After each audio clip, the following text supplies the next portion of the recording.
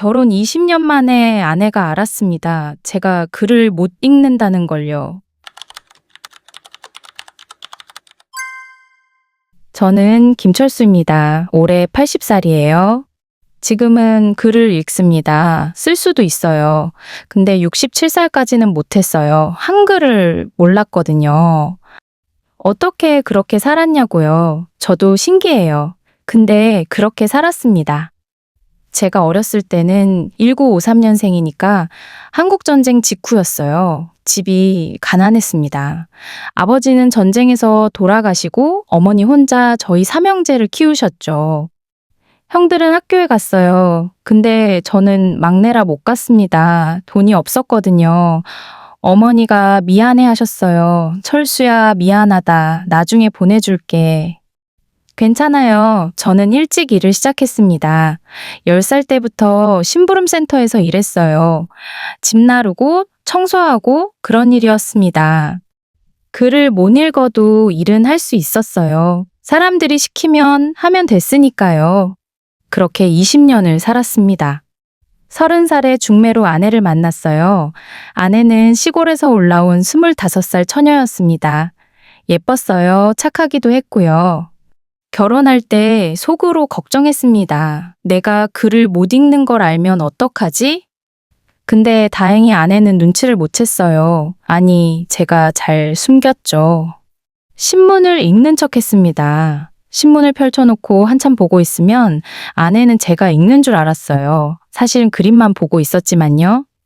편지가 오면 나중에 본다고 했습니다. 그리고 몰래 형한테 가서 읽어달라고 했어요. 형은 알았지만 비밀로 해줬습니다. 은행은 제일 무서웠어요. 서류에 사인해야 하는데 제 이름도 제대로 못 썼거든요. 그래서 아내한테 부탁했습니다. 여보, 내가 손목이 아파서 그러는데 당신이 대신 써줘. 아내는 그러려니 했어요. 약 먹을 때도 힘들었습니다. 약봉지에 뭐라고 써 있는지 모르니까요. 그래서 약국 아저씨한테 외워서 말해달라고 했어요. 흰 약은 아침에 한 알, 노란 약은 저녁에 2알, 이렇게요. 버스를 탈 때도 조심했습니다. 번호를 못 읽으니까 색깔로 외웠어요. 파란 버스는 우리 집 가는 거, 빨간 버스는 시장 가는 거. 20년을 그렇게 살았습니다. 아무도 몰랐어요. 제가 글을 못 읽는다는 걸요. 그런데 어느 날이었습니다. 아내가 편지를 받았어요. 시골에 계신 아내 어머니가 보낸 편지였습니다. 아내가 편지를 읽더니 얼굴이 하얗게 변했어요. 어머니가 편찮으시대요. 빨리 내려가야 한대요. 저는 당황했습니다. 아내는 울고 있었고 저는 뭘 해야 할지 몰랐어요. 당신이 먼저 가 있어. 나는 일 정리하고 갈게. 아내가 급히 짐을 쌌습니다. 그리고 나가면서 테이블 위에 메모를 남겼어요. 여보, 메모 남겨놨어요. 꼭 읽어봐요. 네, 알았어. 저는 대답했지만 속으로는 식은땀이 났습니다. 메모를 못 읽는데 어떡하지? 아내가 나가자마자 저는 메모를 봤어요. 까만 글씨가 빼곡했습니다. 하나도 못 알아봤어요. 저는 메모를 들고 형한테 갔습니다. 형이 읽어줬어요. 여보, 냉장고에 반찬 있어요. 저녁 꼭 챙겨 먹고 약은 식탁 위에 있으니까 잊지 말고 먹어요. 빨래는 내가 다 해놨으니까 걱정 마세요. 사랑해요. 형이 다 읽어주고 나서 저를 봤습니다. 철수야, 언제까지 이렇게 살 거야? 저는 대답하지 못했어요. 그날 밤 집에 혼자 있으면서 생각했습니다. 나는 왜 글을 못 배웠을까? 어렸을 때 학교만 갔어도. 근데 이미 지나간 일이었어요. 후회해도 소용없었습니다. 며칠 후 아내가 돌아왔습니다. 다행히 어머니는 괜찮아지셨대요. 아내가 물었어요. 메모 봤어요? 응, 봤어. 뭐라고 써 있었어요? 저는 순간 머리가 하얘졌습니다. 형한테 들은 걸 기억해내려고 했어요. 반찬 먹으라고, 약 먹으라고. 아내가 웃었습니다. 아, 맞아요. 근데 마지막에 뭐라고 썼는지 기억해요? 저는 기억했습니다. 형이 읽어줬을 때 가슴이 뭉클했거든요. 사랑한다고 썼지. 아내가 놀란 얼굴로 저를 봤어요. 당신 기억력 좋네요. 저는 웃었지만 속으로는 불안했습니다. 이렇게 계속 속일 수 있을까? 그날 아내가 손 떨며 물었습니다. 당신 글 못 읽죠? 그 일은 50살 되던 해에 일어났습니다. 아내랑 은행에 갔었어요. 적금이 만기가 돼서 찾으러 간 거였습니다. 2천만 원쯤 됐어요. 20년 동안 조금씩 모은 돈이었죠. 은행 직원이 서류를 내밀었습니다. 여기 사인하시고 여기도 체크해 주세요. 저는 순간 당황했어요. 아내가 옆에 있는데 어떻게 하지? 평소 같았으면 아내한테 부탁했을 텐데 그날은 은행에 사람이 많았어요. 직원도 바빠 보였고요.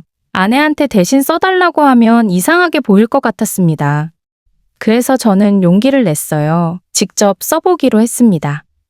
제 이름 석자는 외워서 쓸 수 있었거든요. 김철수, 형이 옛날에 가르쳐 줬어요. 수백 번 연습했습니다. 저는 떨리는 손으로 사인했어요. 기억, 이, 미음 천천히 썼습니다. 다행히 이름은 썼어요. 그런데 문제는 다음이었습니다. 직원이 또 말했어요. 여기 주민등록번호도 적어주세요. 주민등록번호요? 저는 숫자는 알았어요. 근데 어디에 적으라는 건지 몰랐습니다. 서류에 빈칸이 여러 개 있었거든요. 저는 한참 서류를 보고 있었습니다. 땀이 났어요. 옆에서 아내가 이상하게 생각하는 게 느껴졌습니다. 당신 뭐해요? 빨리 써요. 저는 아무 빈칸에나 숫자를 썼습니다. 제 주민등록번호를 외우고 있었거든요. 직원이 서류를 보더니 고개를 갸웃했어요. 손님, 여기가 아니라 여기요. 저는 얼굴이 빨개졌습니다. 죄송합니다. 다시 썼어요. 근데 또 틀렸습니다. 직원이 좀 짜증난다는 표정을 지었어요. 손님, 여기 칸 보이시죠? 여기 주민등록번호 쓰는 칸이에요. 직원이 손가락으로 가리켜줬습니다. 저는 그제야 썼어요. 겨우 서류를 다 작성하고 나왔습니다. 등에 땀이 흥건했어요. 아내가 아무 말도 안 했습니다. 그게 더 무서웠어요. 집에 돌아오는 길에도 아내는 조용했습니다. 평소에는 이것저것 얘기를 많이 하는데 그날은 한마디도 안 했어요. 집에 도착했습니다. 아내가 가방을 내려놓더니 저를 봤어요. 여보, 앉아요. 무슨 일이야? 앉아요. 저는 소파에 앉았습니다. 가슴이 두근거렸어요. 아내가 제 앞에 앉았습니다. 한참 저를 보더니 입을 열었어요. 당신 글 못 읽죠? 저는 얼어붙었습니다. 뭐라고 대답해야 할지 몰랐어요. 아니, 읽을 수 있어. 거짓말 마요. 나 다 봤어요. 아내 목소리가 떨렸습니다. 은행에서 서류 못 읽는 거 봤어요. 주민등록번호 어디 쓰는지도 모르더라고요. 그리고 생각해보니까 당신 한 번도 편지 읽는 거 본 적이 없어요. 신문도 그냥 보기만 하고 약봉지도 나한테 물어보고. 저는 고개를 숙였습니다. 더 이상 숨길 수 없었어요. 아내가 물었어요. 언제부터요? 태어나서부터요. 학교를 못 갔어요. 그럼 지금까지 20년 동안 나한테 숨긴 거예요? 저는 대답하지 못했습니다. 부끄러웠어요. 아내가 울었습니다. 소리내서 울었어요. 왜요? 왜 말 안 했어요? 부끄러웠어요. 당신이 실망할까봐. 바보 같은 사람. 당신이 글을 못 읽는다고 내가 왜 실망해요? 하지만 나는 무식한 사람이잖아요. 무식해서가 아니라 배우지 못한 거잖아요. 아내가 소리쳤습니다. 그리고 더 세게 울었어요. 저도 울었습니다. 20년 동안 혼자 짊어지고 있던 게 터져나왔어요. 그날 밤 우리는 한참을 울었습니다. 다음 날 아침 아내가 말했어요. 여보, 이제 배워요. 뭘요? 글자요? 한글 배워요. 저는 고개를 저었습니다. 이제 50인데 나이가 무슨 상관이에요? 배우면 되죠. 하지만 나는 당신 1년만 해봐요. 나도 도와줄게요. 저는 망설였습니다. 50에 한글을 배운다? 말이 되나? 근데 아내가 매일 졸랐어요. 당신 배워요. 제발. 한 달쯤 지났을 때 저는 항복했습니다. 알았어. 해볼게. 아내가 환하게 웃었어요. 그 웃음을 보니까 해야겠다는 생각이 들었습니다. 근데 문제가 있었어요.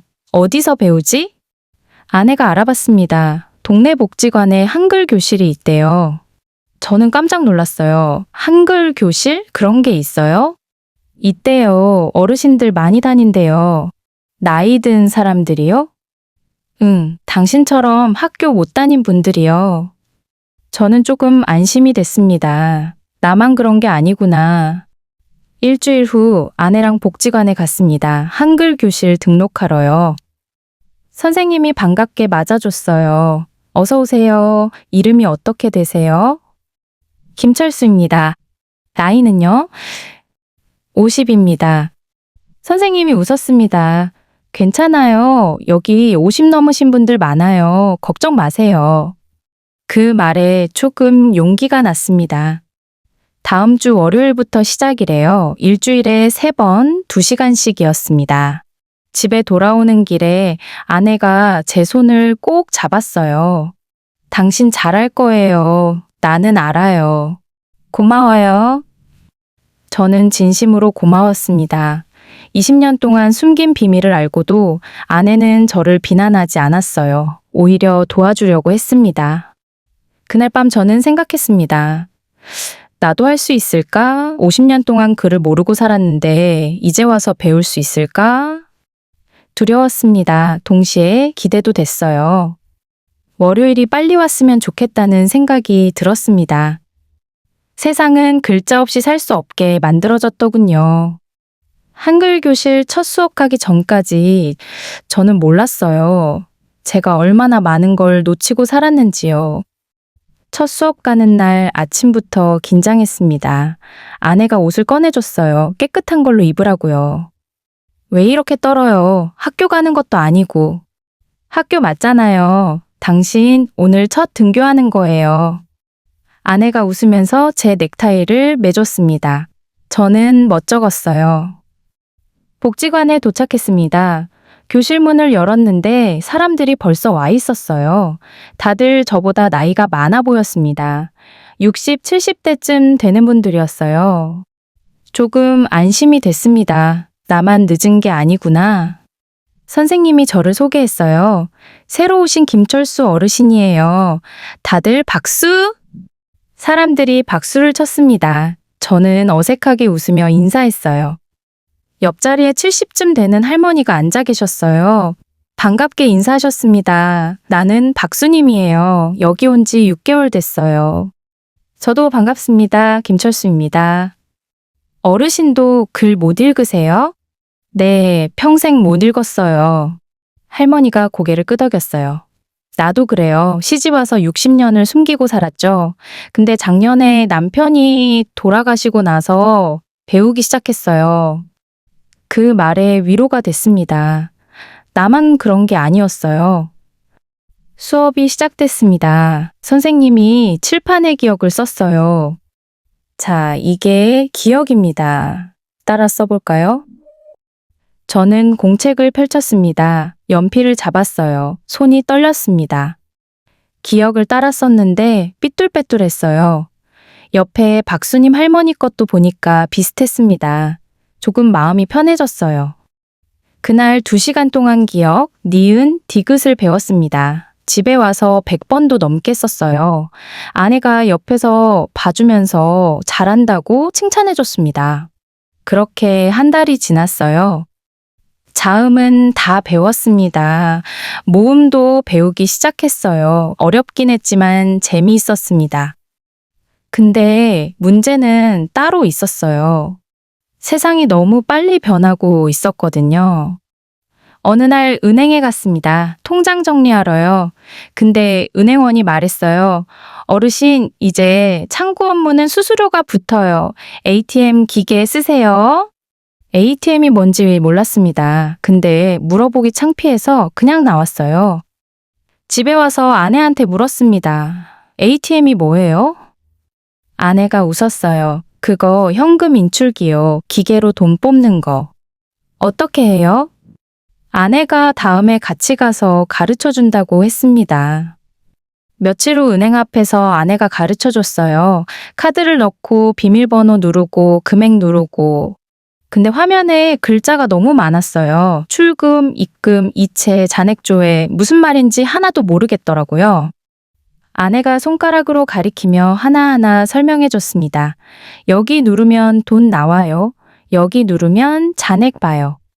저는 10번도 넘게 연습했어요. 그래도 헷갈렸습니다. 그보다 더 큰 문제는 핸드폰이었어요.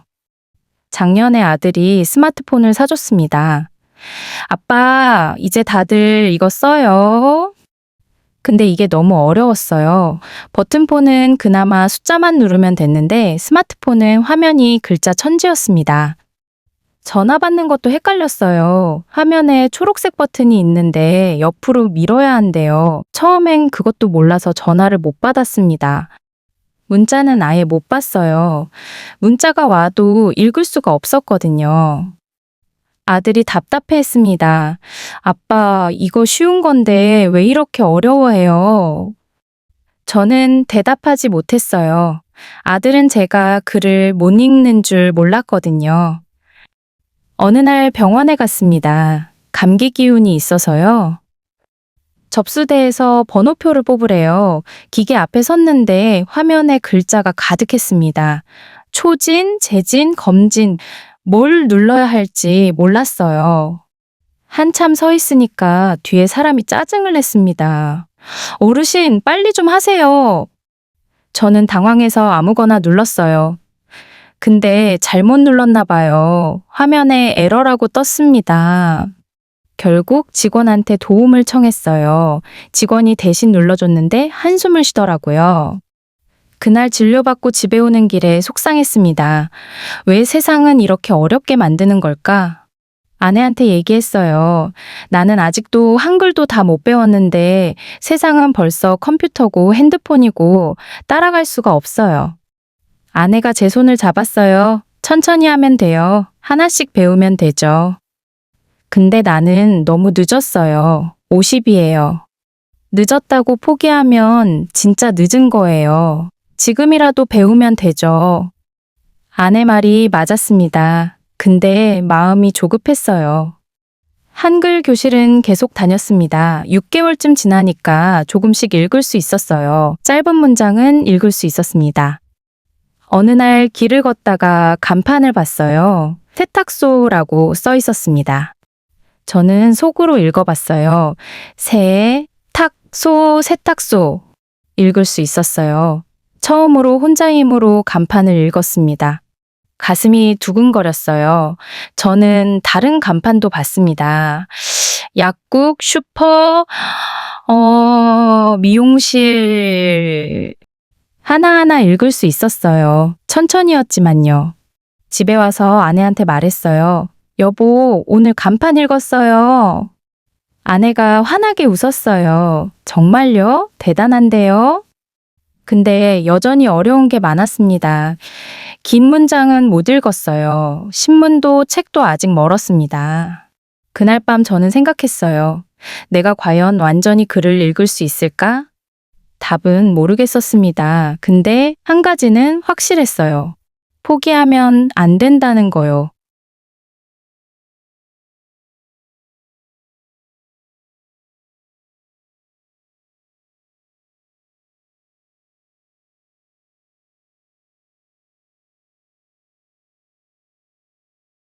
(67세) 저는 초등학교 1학년이 됐습니다. 아내가 세상을 떠난 게 65세 때였어요. 갑자기였습니다. 아침에 일어났는데 옆에서 숨을 안 쉬고 있더라고요. 병원에 갔지만 이미 늦었습니다. 심장마비였대요. 장례를 치르고 혼자 남았습니다. 집이 너무 조용했어요. 아내가 없으니까 밥 먹는 것도 자는 것도 이상했습니다. 한 달쯤 그렇게 멍하니 지냈어요. 아무것도 하기 싫었습니다. 어느 날 서랍을 정리하다가 공책을 발견했어요. 제가 한글 교실 다닐 때 쓰던 공책이었습니다. 공책을 펼쳐봤어요. 삐뚤빼뚤한 글씨가 적혀 있었습니다. 기역, 니은, 디귿, 제가 연습하던 거였어요. 옆에 아내 글씨도 있었습니다. 잘했어요. 조금만 더 힘내요. 이렇게 써놓은 거요. 보다가 울었습니다. 아내가 그렇게 응원해줬는데 저는 중간에 그만뒀거든요. 55세쯤 일이 바빠져서 한글 교실을 못 갔어요. 그러다 흐지부지 됐습니다. 간판 정도는 읽을 수 있었으니까 괜찮다고 생각했어요. 근데 아내 공책을 보니까 후회됐습니다. 끝까지 했어야 했는데. 그날 밤 결심했어요. 다시 배우자. 아내를 위해서라도요. 다음날 복지관에 전화했습니다. 한글 교실이 아직 있냐고요? 있대요. 등록하러 갔더니 선생님이 반가워했어요. 어르신 오래간만이네요. 다시 배우고 싶어서요. 좋아요. 다시 시작하면 되죠. 그렇게 다시 한글 교실에 다니기 시작했습니다. 67세였어요. 교실에 가보니까 예전 사람들은 거의 없었습니다. 새로운 어르신들이 와 있었어요. 옆자리에 60대 할머니가 앉았습니다. 인사를 했어요. 저는 이순이에요. 김철수입니다. 어르신은 왜 한글 배우세요? 글을 못 읽어서요. 할머니는요? 저는 남편이 배우래요. 나보고 편지 좀 쓸 줄 알면 좋겠대요. 그 말에 가슴이 뭉클했습니다. 아내도 그랬겠구나. 제가 편지 쓸 줄 알았으면 좋겠다고 생각했겠죠. 수업이 시작됐어요. 예전에 배웠던 걸 다시 배웠습니다. 자음, 모음, 그리고 단어 만들기. 처음엔 기억이 났어요. 아, 이거 배웠었지. 근데 시간이 지나니까 어려워졌습니다. 받침이 제일 힘들었어요. 밥, 집, 책, 받침이 들어가면 헷갈렸습니다. 선생님이 천천히 가르쳐 줬어요. 괜찮아요, 어르신. 천천히 하면 돼요. 근데 저는 조급했습니다. 나는 이미 67인데 언제 다 배우나? 석 달쯤 지났을 때 포기하고 싶었어요. 어느 날 수업 끝나고 집에 오는데 너무 우울했습니다. 오늘 받아쓰기를 했거든요. 10개 중에 3개밖에 못 맞췄어요. 옆에 할머니는 8개 맞췄습니다. 저보다 나이도 어린데 잘하더라고요. 집에 와서 소주를 마셨어요. 혼자 마시면서 생각했습니다. 나는 왜 이렇게 못할까? 머리가 나쁜가? 다음 주에는 한글 교실에 안 갔습니다. 그 다음 주도 안 갔어요. 선생님한테 전화가 왔습니다. 어르신, 왜 안 오세요? 몸이 안 좋아서요. 거짓말이었습니다. 그냥 자신이 없었어요. 한 달쯤 집에만 있었습니다. TV만 보고 밥 먹고 자고 그렇게 지냈어요. 그러던 어느 날 아들이 왔습니다. 아버지, 요즘 왜 이러세요? 한글 교실 안 다닌다며요? 복지관에서 연락했나 봐요. 저는 대답하지 않았어요. 아들이 말했습니다. 아버지, 사실은요. 뭐? 아버지가 글 못 읽는 거 나도 알고 있었어요. 저는 깜짝 놀랐습니다. 너도 알았어? 어릴 때부터 느꼈어요. 아버지가 신문 안 읽고 편지 안 읽고 엄마가 다 대신해주는 거 봤거든요. 그럼 왜 아무 말 안 했어? 아들이 웃었어요. 아버지가 부끄러워하실까 봐요. 저는 아무 말도 못했어요. 아들이 말을 이었습니다. 아버지, 이제라도 배우시는 거 정말 대단해요. 포기하지 마세요. 근데 나는 너무 못해. 처음부터 잘하는 사람 없어요. 계속하면 돼요. 아들이 가방에서 뭔가를 꺼냈어요. 공책이었습니다. 이거 엄마가 남긴 거예요. 제가 정리하다가 찾았어요. 공책을 펼쳐보니까 아내 글씨가 가득했습니다. 일기였어요. 오늘 남편이 한글 교실 첫 수업 갔다. 떨린다고 했는데 가서는 즐거웠다고 한다. 보기 좋다. 남편이 오늘 간판을 읽었다고 자랑했다. 세탁소라고 읽었단다. 울컥했다. 남편이 요즘 한글 공부 때문에 힘들어한다. 응원해주고 싶은데 잘 안 된다. 그래도 끝까지 했으면 좋겠다. 마지막 문장이 있었습니다. 우리 남편이 언젠가 내 이름을 직접 써주는 날이 왔으면 좋겠다. 그게 내 소원이다. 눈물이 났어요. 펑펑 울었습니다. 아들이 말했습니다. 아버지, 엄마 소원 이뤄드리세요. 다음 날 저는 한글 교실로 갔습니다. 선생님이 반갑게 맞아줬어요. 어르신, 다시 와주셔서 고마워요. 죄송합니다. 다시 열심히 할게요. 그날부터 저는 매일 공부했어요. 교실 끝나고 집에 와서도 2시간씩 연습했습니다. 어려웠지만 포기하지 않았어요. 아내 소원을 꼭 이뤄주고 싶었거든요.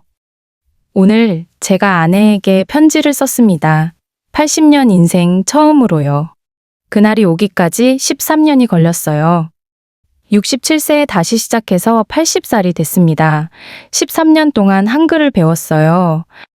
처음 몇 년은 정말 힘들었습니다. 받침도 어렵고 띄어쓰기도 헷갈렸어요. 같은 글자인데 소리가 다르게 나는 것도 이상했습니다. 선생님이 말했어요. 밥이랑 밭은 다른 거예요. 저는 헷갈렸습니다. 비읍이랑 피읍이 뭐가 다른가요? 선생님이 웃으면서 설명해 줬어요. 천천히 배우면 돼요. 70살쯤 되니까 조금 읽을 수 있었어요. 동화책 같은 쉬운 책은 읽었습니다. 천천히 읽으면 무슨 내용인지 알 수 있었어요. 처음으로 책 한 권을 끝까지 읽었을 때 기뻤습니다. 아들한테 자랑했어요. 나 오늘 책 다 읽었어. 아들이 박수를 쳐줬습니다. 대단하세요, 아버지. 72세쯤엔 신문도 읽었어요. 다 이해하지는 못했지만 큰 제목은 읽을 수 있었습니다. 그리고 75세에 드디어 편지를 쓰기 시작했어요. 처음엔 짧은 문장만 썼습니다. 아들아, 잘 지내니 이런 거요. 글씨도 삐뚤빼뚤했어요. 아들이 편지를 받고 전화했습니다. 아버지, 편지 받았어요. 감동이에요. 저는 부끄러웠어요. 글씨가 엉망이잖아. 아니에요. 세상에서 제일 예뻐요. 몇 년 더 연습했습니다. 매일 한 문장씩 썼어요. 일기처럼요. 오늘 날씨 좋다. 산책했다. 밥 맛있게 먹었다. 이렇게 짧은 문장들이었습니다. 그러다 올해 80이 됐어요. 어느 날 아내의 산소에 갔습니다. 성묘하러요. 벌써 15년이 지났더라고요. 산소 앞에 앉아서 아내한테 말했어요. 여보, 나 이제 글 쓸 줄 알아. 책도 읽어. 바람이 불었습니다. 아내가 대답하는 것 같았어요. 그날 집에 와서 결심했습니다. 아내한테 편지를 쓰자. 제대로 된 편지를요. 책상 앞에 앉았습니다. 빈 종이를 꺼냈어요. 연필을 잡았습니다. 무슨 말을 쓸까 한참 생각했어요. 하고 싶은 말이 너무 많았습니다. 그래서 천천히 썼어요. 한 글자씩요. 사랑하는 아내에게 첫 문장을 쓰는데 10분이 걸렸습니다. 글씨가 떨렸거든요. 나는 지금 80살이에요. 당신을 떠나보낸 지 15년이 됐어요. 한 문장 쓰고 쉬었어요. 눈물이 나서 글씨가 안 보였습니다. 당신이 살아있을 때 미안한 게 많았어요. 글을 못 읽어서 당신이 힘들었을 거예요. 손이 아팠지만 계속 썼습니다. 근데 당신은 한 번도 나한테 화내지 않았어요. 오히려 나를 응원해줬어요. 고마워요. 눈물을 닦고 또 썼어요. 나는 지금 글을 읽을 수 있어요. 책도 읽고 편지도 써요. 당신 소원 이뤘어요. 마지막 문장을 썼습니다. 사랑해요. 보고 싶어요. 김철수 올림. 다 쓰고 나니까 2시간이 지나 있었어요. 손목이 아팠습니다. 근데 기분이 좋았어요. 편지를 읽어봤습니다. 글씨는 여전히 삐뚤빼뚤했어요. 띄어쓰기도 틀린 데가 있었습니다. 근데 괜찮았어요. 제 마음은 다 담았으니까요.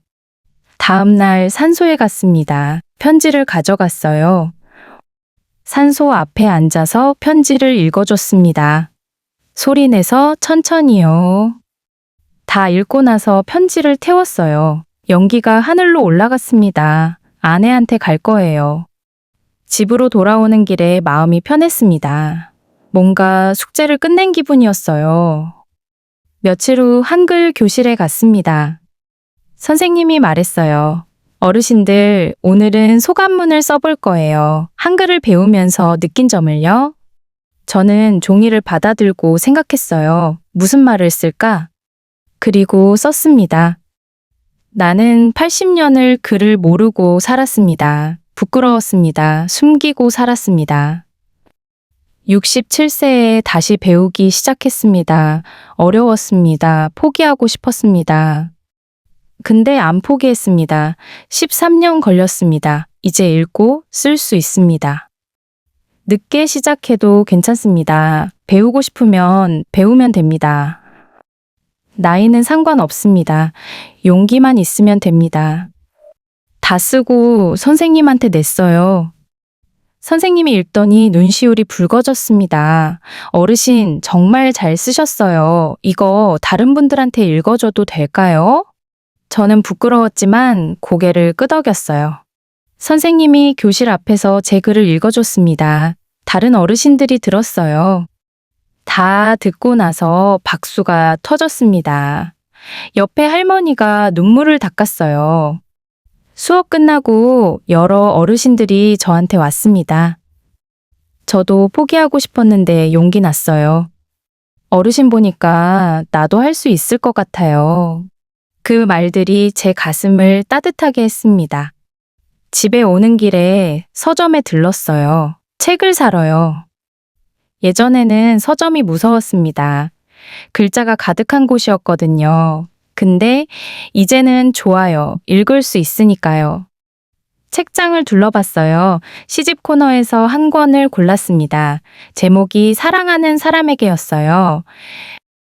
계산하고 집으로 왔습니다. 소파에 앉아서 책을 폈어요.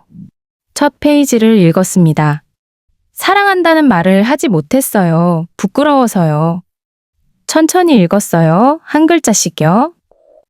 이제라도 말하고 싶어요. 사랑한다고, 고맙다고. 눈물이 났습니다. 마치 제 이야기 같았어요. 1시간 넘게 걸려서 시 한 편을 다 읽었습니다. 이해했어요. 무슨 말인지 알았습니다. 기뻤어요. 그날 밤 일기를 썼습니다. 오늘 아내한테 편지를 썼다. 80년 만에 처음이다. 마음이 편하다. 한글을 배우길 잘했다. 늦었지만 후회 없다. 내일도 책을 읽을 것이다. 배울 것이 아직 많다.